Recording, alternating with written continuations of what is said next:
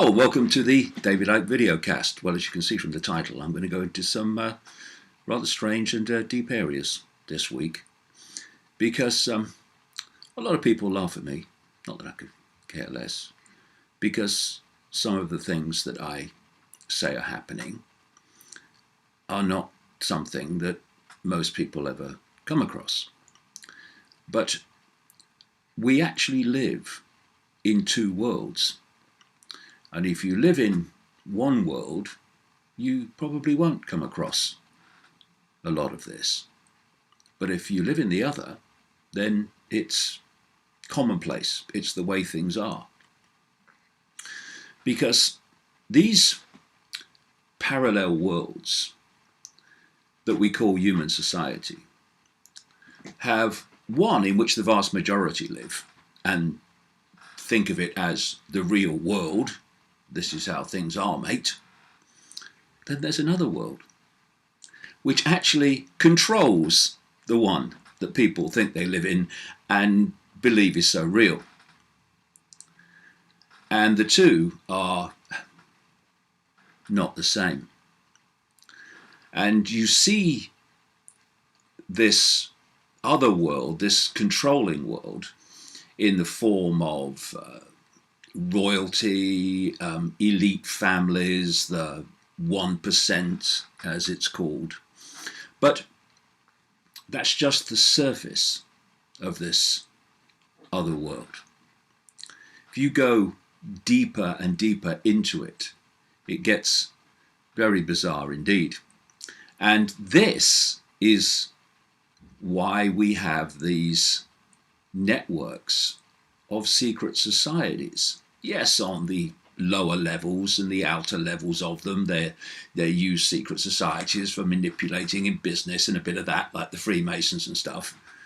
But if you go deep into these secret societies, and particularly into the seriously elite ones,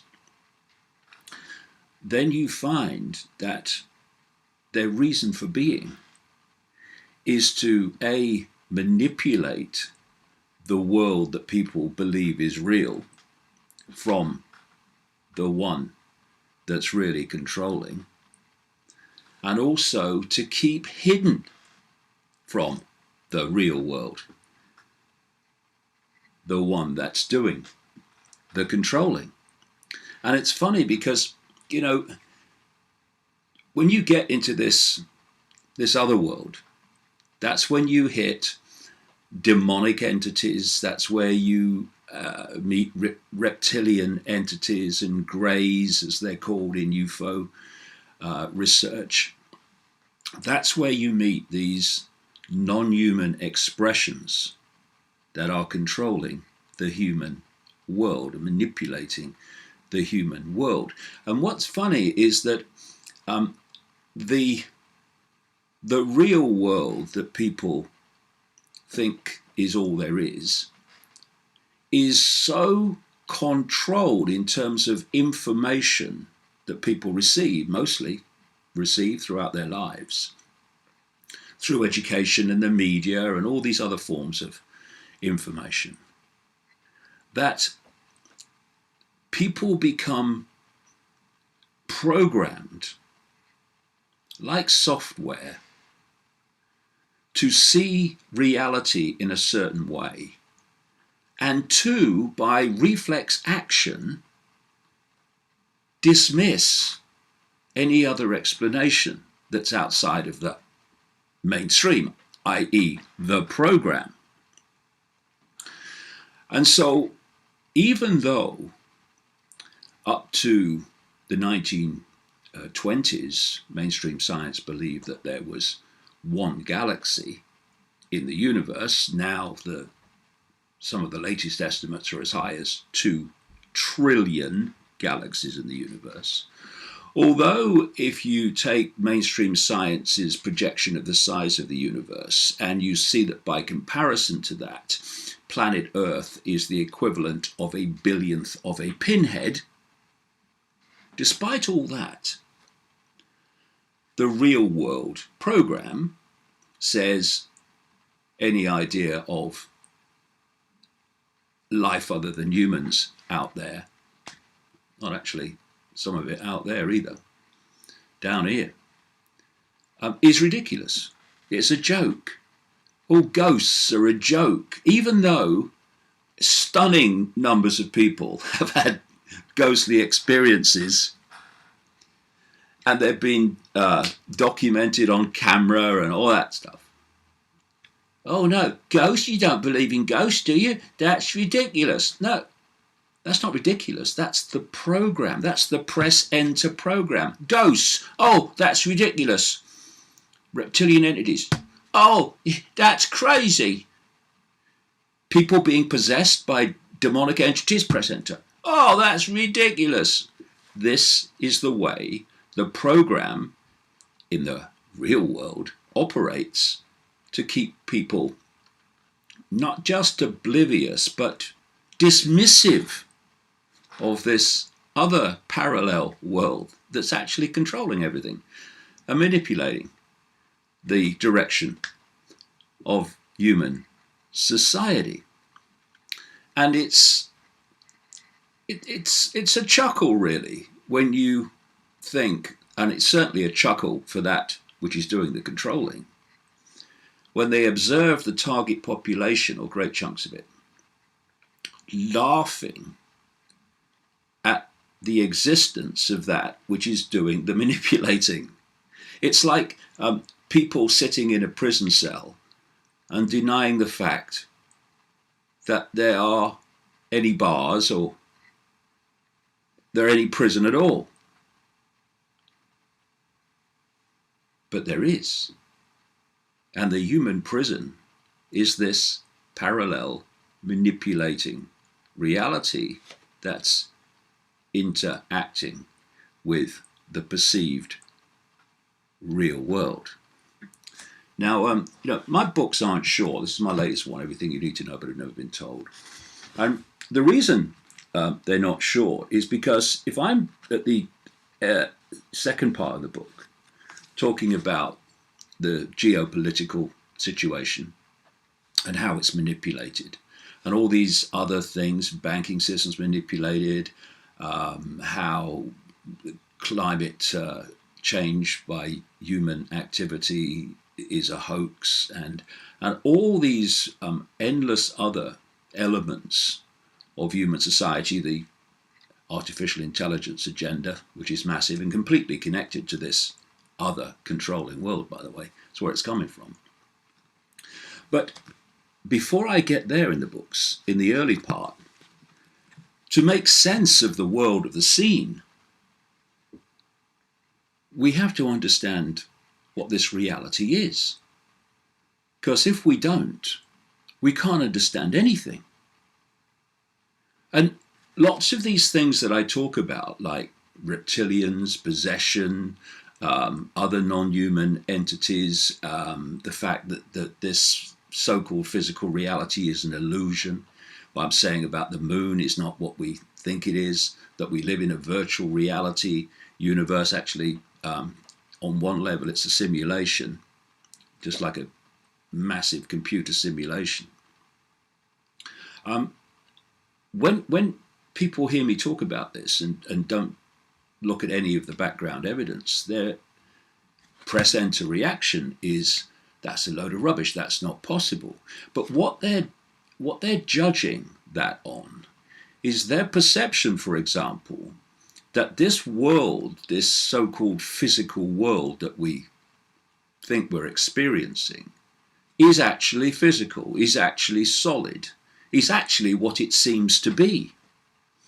And of course, this controlling world wants that to be the case. That's why the nature of reality as it truly is has been so systematically kept from us. Because once you understand what this reality is, then these apparently impossible things, including shape-shifting, people changing shape, become perfectly logical in terms of people understanding why it's possible, how it's possible. But if we think the world is solid and everything is apart from everything else, and it's all happening by random chance, well then, of course, you're going to dismiss these apparently far out concepts.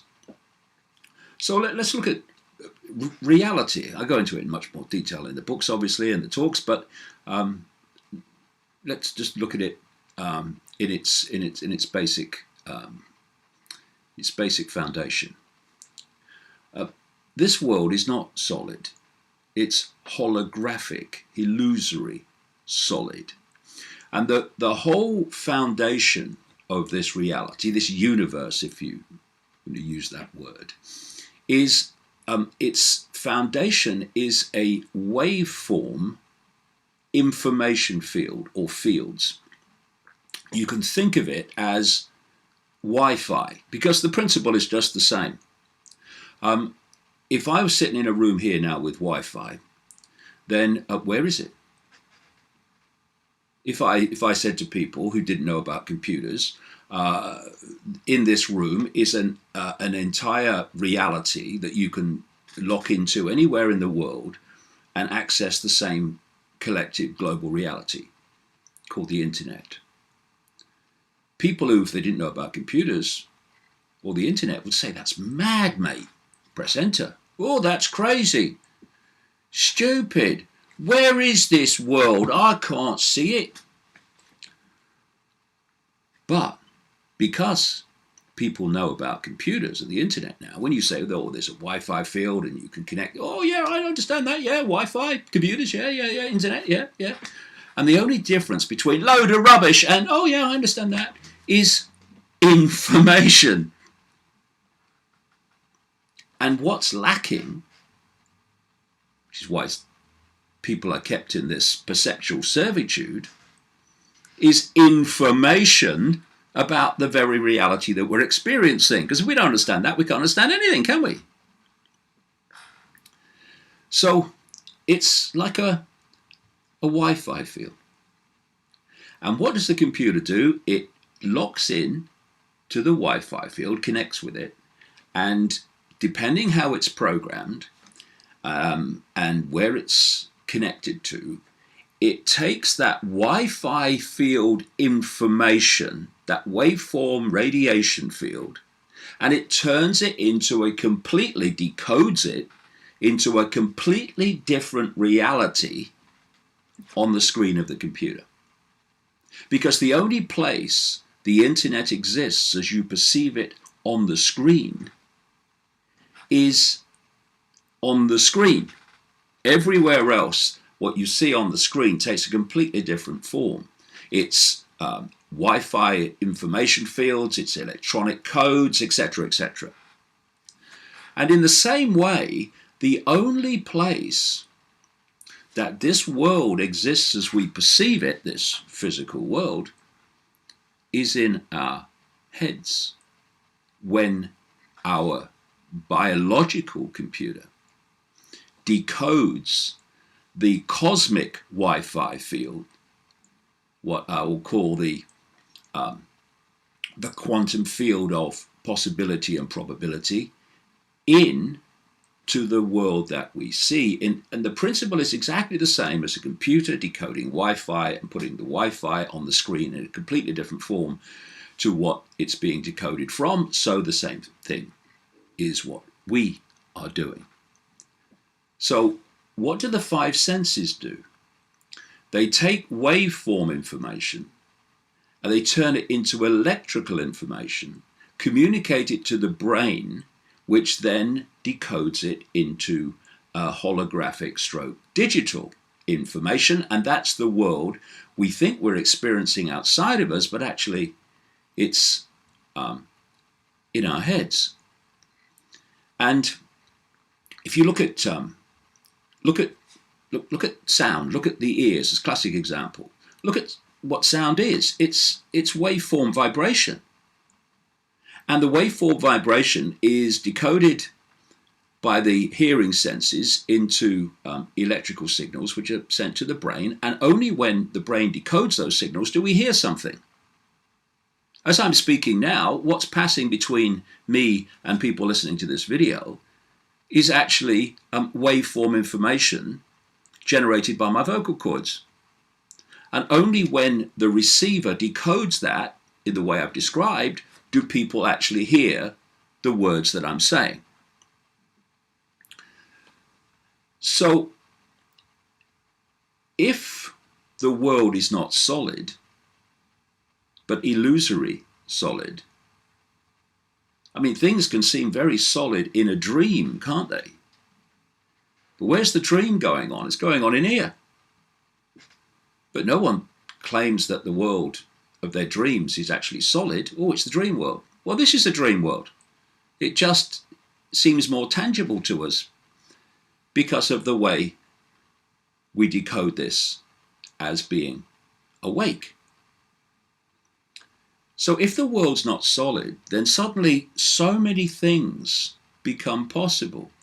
For instance, the body is also an information field. Some people call it the auric field. The auric field is an information field from which the body basically is decoded.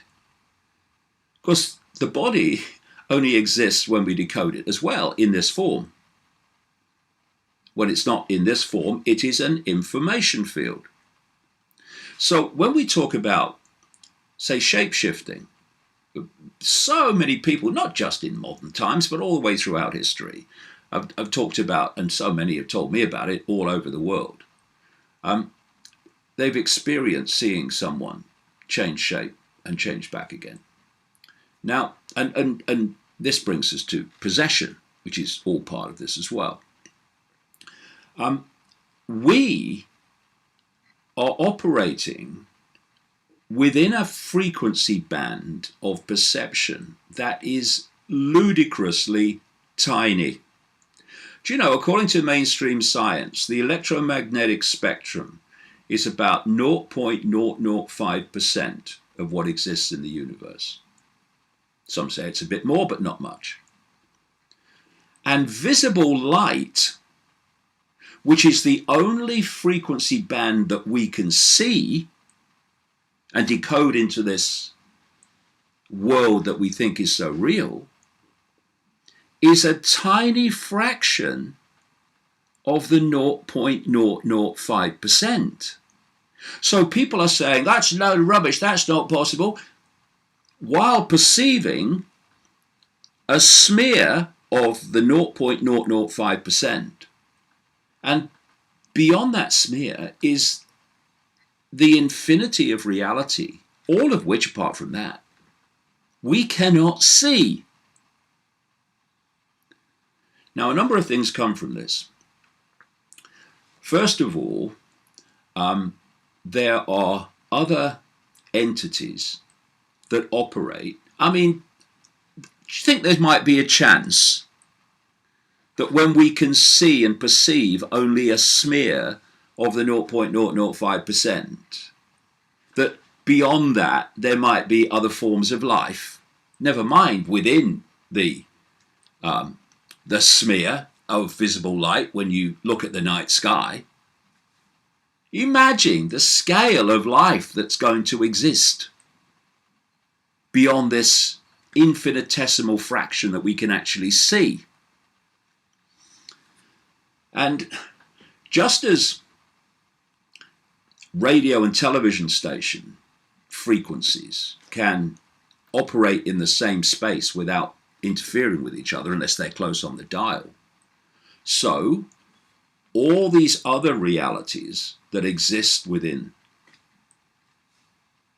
infinite reality are sharing the same space, just like radio and television station frequencies. We are only perceiving one tiny band of frequency. And so there are endless other expressions of life operating outside the frequency band that we can see. So when people say, well, where's these reptilians then? I can't see them. They operate overwhelmingly outside our frequency band. What about these demonic entities? They operate outside of our frequency band. They can enter it, and people see them, but they usually operate outside of our frequency band. And Therefore, when people say, I saw this UFO and it appeared out of nowhere and then disappeared into nowhere, or they say this entity just manifested in front of me and then disappeared. Of course, press enter says that's a load of rubbish, that's not possible, but it's perfectly explainable, for goodness sake. The UFO, or the entity, has entered visible light frequency, and suddenly we are decoding that information field now, because it's in our frequency band, into something that we see. And it's just appeared in our frequency, so we start decoding it, and it appears that it's just come out of nowhere. And then it leaves our frequency, the UFO or the entity, and we can't decode it anymore. And to our observation, it's just disappeared into nothingness. But it hasn't. It's just left the frequency that we can decode and perceive. And in terms of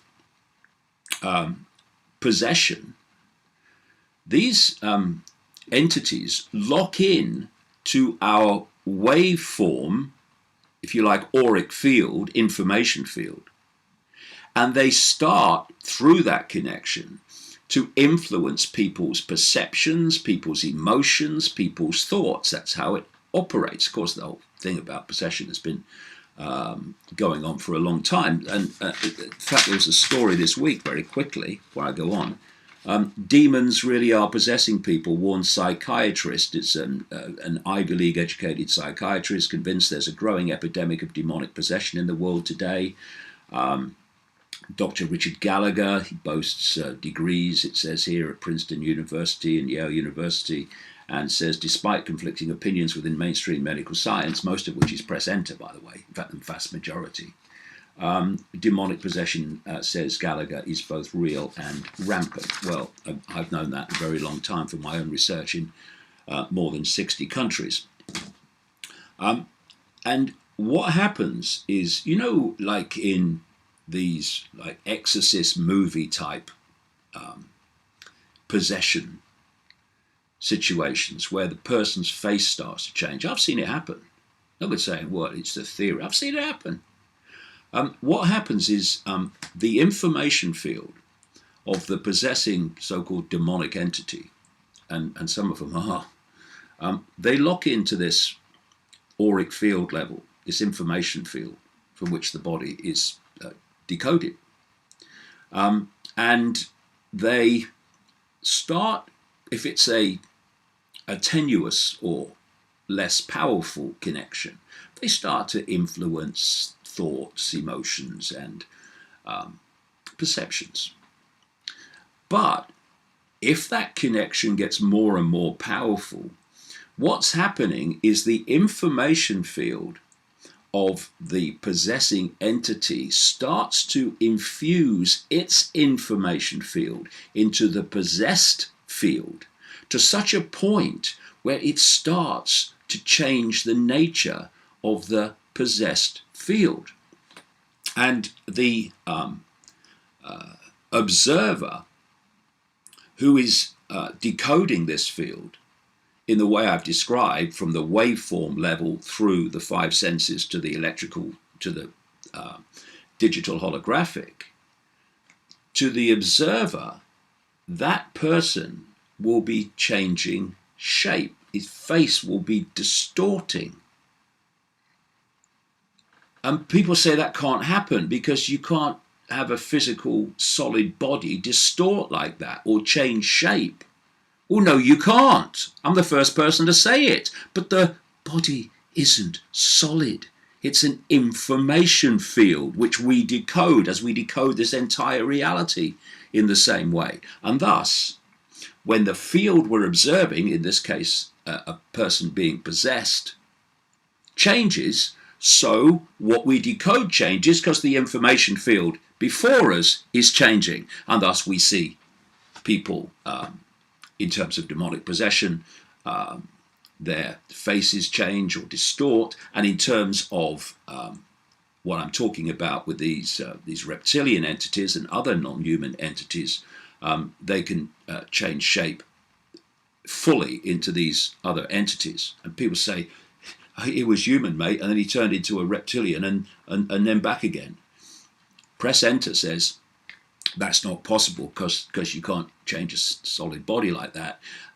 No, you can't, but the body's not solid. This is the whole point. And this is why understanding reality is so vital to understanding what the hell's going on in the world, and why the suppression of the nature of reality has been so systematic, and why talking about things that are actually happening are crazy. The person's mad. That's ridiculous.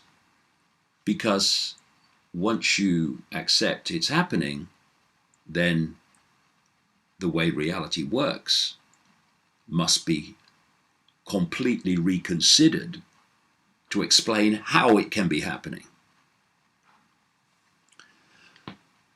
And there are particular bloodlines that have been encoded by these non-human entities manipulating human society. Reptilian is a major, major one, but there are others too. There are bloodlines that have been encoded in a way that they are partly, in terms of their information field, these, say, let's talk about reptilian entities, and part a human field. And the human field is the one that they project in everyday life. They have to, because if they didn't, then people would see reptilians walking around the frickin' street. We might have an idea something might be going on if that happened. So this human field is being projected, and that's what people see. But as I've been told chapter and verse by so many people in countries around the world who've attended these satanic rituals that these bloodlines get involved in, rituals in which they're interacting with their non-human masters, by the way. That's what this whole satanic stuff is all about. They have the ability to move that human field to the reptilian field. And they appear in these rituals, these real deep inner circle rituals, as what they are, which is basically reptilian, as what part of them is reptilian. So, for instance, one of the things that can get them to make this shift in a situation where they really don't want to can be fury and great emotional extremes. Because if you think of fury, just feel a fury, you can feel an electrical charge going through the body if you get so furious. And that electrical charge, if it's powerful enough, can make this shift happen, however briefly it may be. And that's often when it's been described to me, someone was in a fury, that they saw them shift. Not always when they're in a fury, no, but often it's a common theme. Because of this electrical charge shifting the stability of these fields. And what happens is, first of all, the person is looking at the human field. And the person looks human, like they always have done. And then there's this shift, and the reptilian or other non-human field becomes the dominant one. And to the observer, they start now decoding that. And in the holographic construct in our heads, which is what this world is, to the observer, it appears that someone's just changed shape physically. But that's not what's happened. It's an information shift. And these bloodlines, these hybrid bloodlines, were seeded, were encoded, I think it's a better word, to represent this manipulating force, reptilian to a large extent, in its manipulation of human society. Because the reptilian and other non-human entities stay out of human sight for many reasons. One of them is to keep us in ignorance of what's going on, keep us in this this bubble of ignorance about what world is, what's happening in the world, never mind who's controlling it. And these bloodlines, these hybrid bloodlines with these dual information fields, they represent this force in the human frequency band. And that's where royalty comes from. What does royalty claim if you go back through history? It claims the divine right to rule. The divine right to rule because it's a special bloodline. You talk about blue bloods. The ancient emperors of China used to claim the right to rule because of their descendants from the serpent gods. And this is a theme you find throughout the ancient world.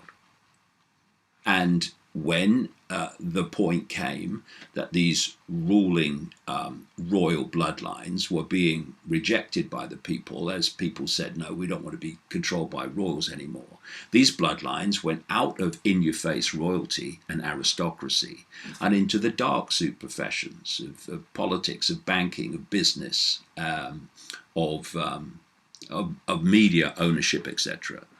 And they've gone on representing this force ever since. And today we call these people the elite or the 1%. And of course, some royal families, like the British royal family, the Adams family, are still overtly royal.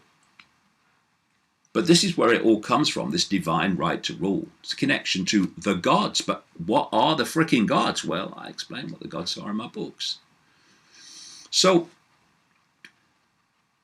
when you come from observing the world from this perspective, the world looks very, very different. And of course, people who are still in press enter mode, which is the vast majority still, not least in journalism and politics and all these other professions, academia, science,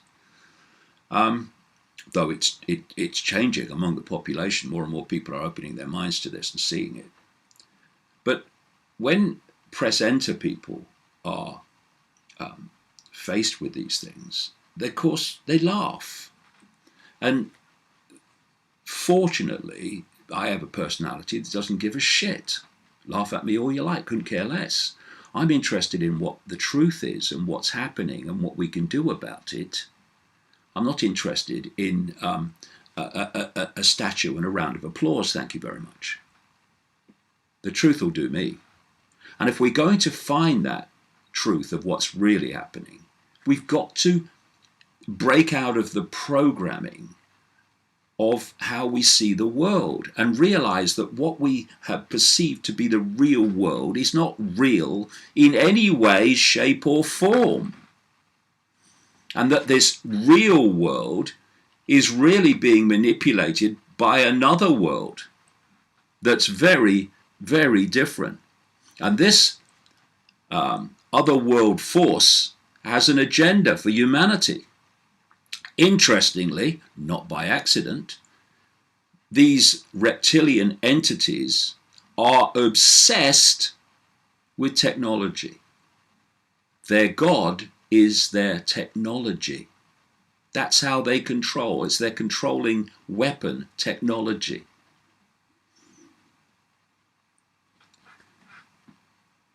Anybody thought of where this technological explosion has come from? That is doing what? Taking over the human mind, not least the young. Rewiring their brain. That's what these technologies, these smart technologies are doing in ways and for reasons I explain in the books. And it's leading somewhere, and it's always been leading somewhere, to the point where the human brain, mind, is connected to artificial intelligence. So artificial intelligence becomes the human mind. This is what Silicon Valley is all about. It's why it's been created. It's why it has so much power globally now. And you ain't seen nothing yet. We let this go on. Who ultimately controls Silicon Valley? Who has created Silicon Valley? This other world that's controlling this one. It's where the technological knowledge has come from that's driving it. So more and more technology is coming out, more and more advanced, quicker and quicker and quicker, which is leading, as they'll tell you in Silicon Valley, quite openly, to the connection of artificial intelligence to the human mind. So it becomes the human mind. And why are they telling you? Because their sales pitch is, it will make us superhuman. No, it won't. It will make us post-human. It will make us artificial intelligence computers on a global version of the internet. Now here's the question. What is AI? What is artificial intelligence? I hear people say all the time, artificial intelligence this, artificial intelligence that. They're taking over weapons, they're taking over this, they're taking over that, taking over the other. Yeah, because there's takeover. Human society has been taken over by artificial intelligence. I mean, hello? But what I don't hear is, but what is it? Well, there's levels of artificial intelligence, which I might call algorithmic artificial intelligence, encoded artificial intelligence. Then there's a level of artificial intelligence that they call strong AI or learning AI, which is learning more and more and more, not least through the data being trawled from human society, which is allowing this AI to learn and learn and learn. But then there's another level of AI that's controlling the other two. And I'll tell you, that AI is non-human, and it's a force that's been manipulating human society, the force that's been manipulating human society since this hijack happened. And so, if we allow our minds, our brains to be connected to artificial intelligence, we are allowing our brains to be connected to this reptilian and other non-human force that has manipulated humanity to build its own technological prison, which not too far from now, because out of Silicon Valley come years like 2030, when the human mind will be assimilated or begin to be assimilated, is already happening, into this non-human consciousness that takes a reptilian form and demonic forms and other forms. And that's what's really happening. And that's why they want you to laugh at this stuff. They want you to dismiss it. Press enter, rubbish. Because they don't want people to realize the truth, which is this. The world is not just a little bit not like people think it is. It is nothing like people think it is. And we better get that in our heads pretty damn quick.